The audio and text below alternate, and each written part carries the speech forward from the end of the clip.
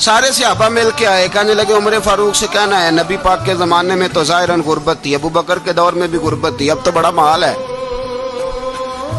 عمر سے سفارش کرو کہ عمر نیا کرتا پہنا کرے۔ ملکوں کے سفیر آتے، عمر وہی پھٹی پرانی چادر اوڑھ کے اور وہی کئی جگہ پہ پیوند لگے سوٹ پہن کے سفیروں کے سامنے بیٹھ جاتا ہے۔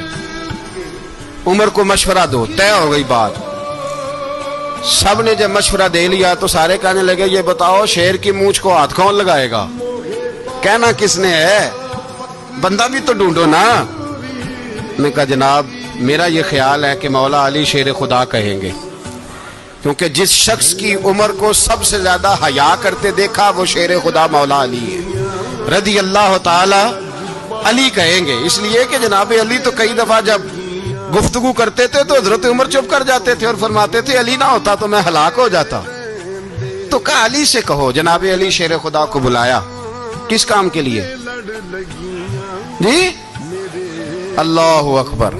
یہ ذرا آپ نے اس دور پہ اس بات کو ذرا لاکا جناب ان سے کہیں کہ زیادہ نہیں، ایک کرتا نیا پہن لے، سفیر آتے ہیں وزیر آتے ہیں تو ایک کرتا نیا پہن لے۔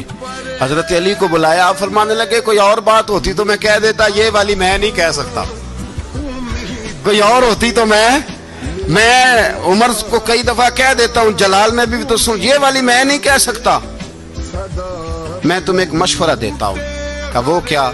کہنے لگے سید عائشہ صدیقہ سے کہو، وہ مومنوں کی ماں ہیں، عمر ٹالے گا نہیں۔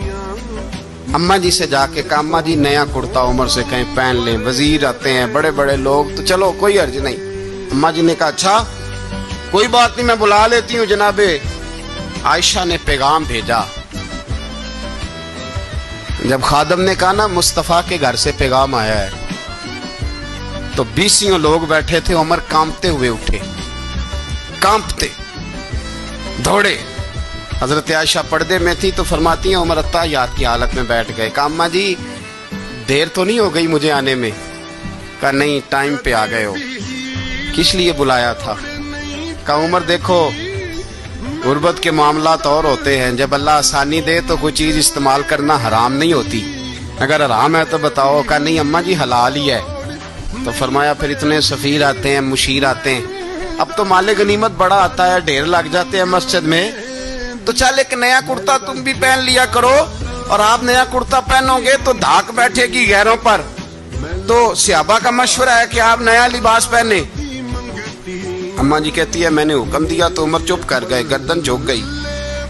تھوڑی دیر کے بعد سیدنا عمر فاروق نے سر اٹھایا تو داڑھی پہ آنسو گر رہے تھے، رو پڑے، کہنے لگے پاک محبوب کی پاک بیوی جیسے حکم کرتی ہو میں حاضر ہوں، پر مجھے وہ والا لباس پہنانا جو میرے مصطفیٰ نے پسند فرمایا ہے، اگر یہ رنگ رسول پاک کا ہے تو میں حاضر ہوں، اور اگر نبی پاک کا نہیں تو پھر جیسے آپ حکم کریں۔ جناب عائشہ کہتے ہیں عمر روئے تو میں زیادہ روئی، میرا پلو بھیگ گیا آنسوؤں سے۔ میں نے کہا عمر آپ جائیے۔